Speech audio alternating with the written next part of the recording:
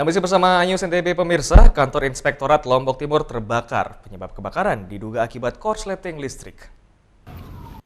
Petugas pemadam kebakaran berjibaku memadamkan kobaran api di lantai 2 kantor Inspektorat Lombok Timur. Api baru bisa dipadamkan setelah 3 unit mobil pemadam kebakaran dan 18 petugas damkar dikerahkan ke lokasi kejadian.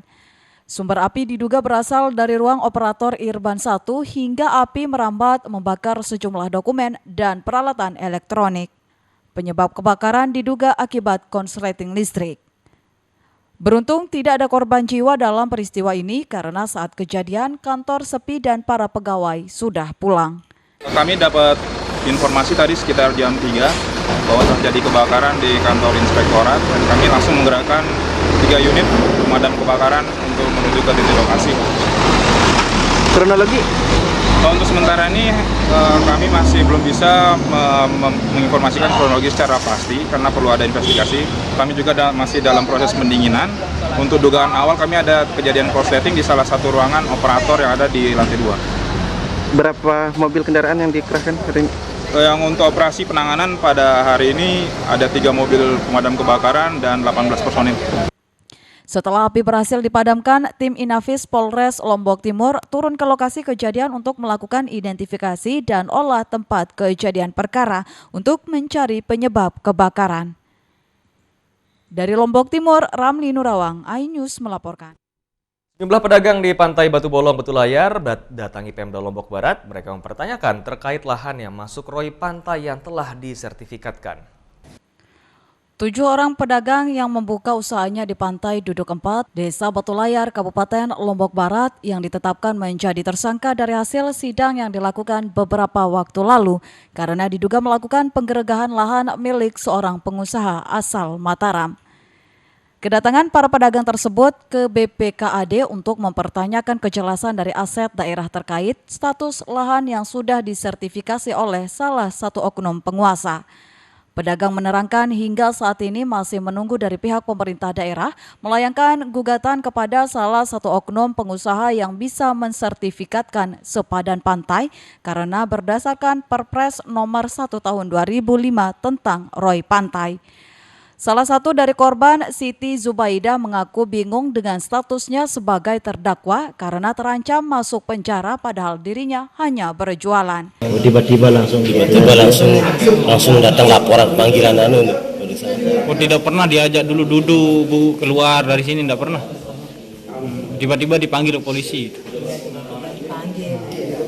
Bu, dengan kondisi seperti ini terus Ibu akan terancam, mau maaf, di penjara. Itu belum lagi Ibu hamil, gimana Bu perasaannya sekarang? Ya sedih sih kan.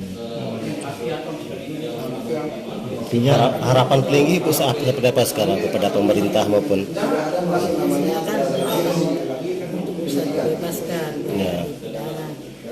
Di atas lahan yang diklaim oleh pengusaha tersebut juga dibangun bangunan permanen dari Dinas Perindak Kabupaten Lombok Barat pada tahun 2019. Kabid Pendataan Aset BPKAD Lombok Barat, M. Rizky, menerangkan jika pihaknya sampai dengan saat ini menyatakan lahan tersebut tidak masuk neraca daerah, namun bangunan lapak yang dibangun di Sperindak masuk dalam aset, sehingga pihaknya masih mengkaji langkah hukum lainnya. Apakah tanah itu tercatat di BPKAD? Jawaban kami tidak. Itu bukan tanah Pemda, tidak tercatat di neraca Pemda. Pertanyaan kedua, apakah lapak itu tercatat? Iya, lapak itu tercatat. Lapak yang dibangun sama Pemda itu tercatat. Selain itu, warga juga mempertanyakan prosedur peralihan lahan karena diketahui bahwa lahan ini dulunya berstatus tanah adat, kemudian menjadi tanah milik pribadi. Warga mengancam akan menggelar aksi demo jika tidak ada titik temu dari Pemda Lombok Barat. Dari Lombok Barat, Muzakir, iNews melaporkan. Beralih ke informasi lainnya pemirsa, PDAM Giri Menang Mataram benahi sistem pelayanan karena adanya keluhan pelanggan yang merasa dirugikan menyusul tagihan tak wajar dengan menggunakan sistem estimasi atau perkiraan. PDAM Menang Mataram akhirnya bergeming dan berupaya memperbaiki sistem pelayanan.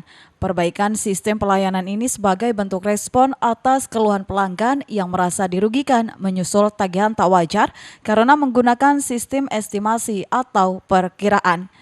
Sebelumnya dalam aduannya sejumlah pelanggan mengeluhkan petugas pencatat meter tidak turun ke lapangan. Datang dibaca umpama dikunci, kan nggak mungkin kita akan ke gembok. Iya, kontak pelajar. begitu dikunci di aplikasi kami langsung tulisannya dikunci. Begitu dikunci oleh sistem kami, otomatis dia ditaksir 3 bulan rata-rata. Itu makin lama dikunci, ya makin lama ditaksir. Tetapi bulan berikutnya datang juga, karena di aplikasi bacometer kami udah pakai sistem, jadi pakai foto. Ya. Lalu Ahmad Zaini menambahkan apa yang menjadi keluhan pelanggan hingga menjadi temuan BPK telah direspon dan dilakukan perbaikan. Namun demikian, dirinya menjelaskan dari 185.000 lebih pelanggan PDAM Giri Menang Mataram, ada tantangan yang harus dijawab seperti contoh pelanggan yang tinggal di perumahan dan rumahan terkunci karena sudah tidak didiami atau tidak ditempati lagi. Maka pencatatan meternya menggunakan estimasi atau perkiraan selama 3 bulan terakhir.